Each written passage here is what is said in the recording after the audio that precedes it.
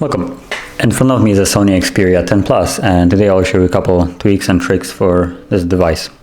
So starting off, I'll begin with the one-handed mode, which you can activate by double pressing the home button right here.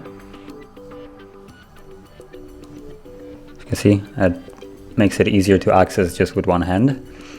Now you get this black border. If you, for instance, want to go back to the normal like full screen, just tap on anywhere on the side here and it will go back. Now it is also possible that it's not activated by default, and if that is the case, go into settings, then go into display and tap on advanced and interactions, and then you will have one-handed mode here. Just click on it and you can flip the switch on it so it's enabled, because otherwise if it's not on it will just not work. It will automatically close whatever you had open. Okay, moving on, I will show you multitasking. So to open up multitasking, I'm just gonna say click on here and for instance also dialer, whatever, and you have this little bar right here, like these three little two bars basically. If you click on it, it will open this app and put it on top, and then you can select whatever other app you want to multitask with. So you can say pull up, for instance, settings, I guess. Yeah. Mind you that not all the apps work with like split, basically in split mode. So if for instance doesn't open it or it doesn't show it, it means that it's not compatible. But these two are. So as you can see, you can now use two different things at once. And if you want to get rid of it, you can just grab this little black bar here and drag it all the way up or down to close whichever app you don't want it. So yes, and there is also you can also access it through recent apps. So if you pull it partially up and you have all the recent apps, you can hold this icon on top and you get the same thing, split screen right here, and it works the same way. Now you get to pick again the app that you want. So yeah, that's how you use split screen.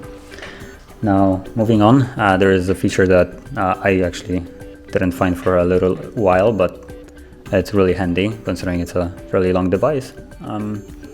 Instead of reaching all the way whenever you have, like, let's open something, text message, you get this little arrow here as a back button, but there's also this little bar here that I can pull down, and it also acts as the back button. And when you're holding the phone, it's way easier to drag it with your thumb right here than actually reach right on the bottom.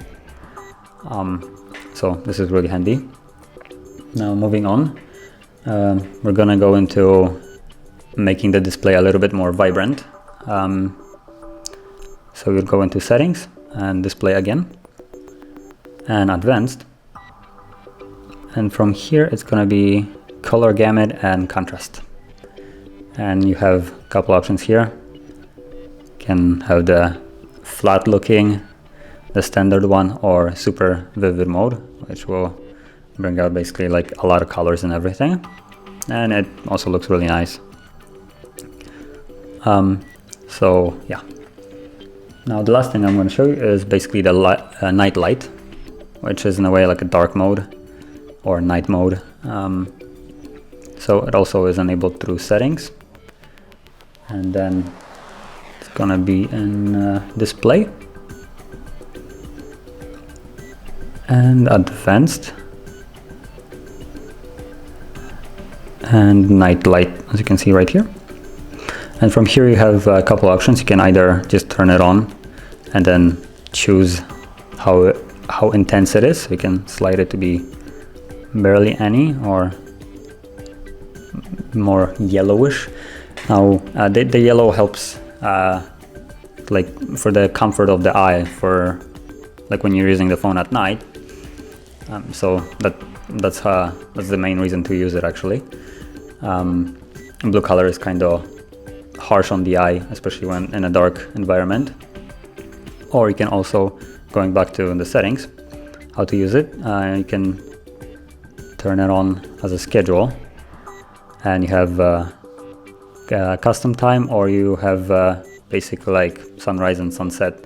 If you put on custom one, you can actually make your independent one where it's when it starts and when it ends,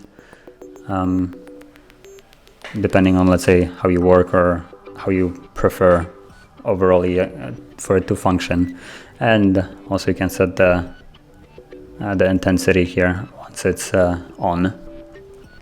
So yeah, and that would be all. There's also one other neat feature that I found out. You can swipe left and right for basically switching the recent apps.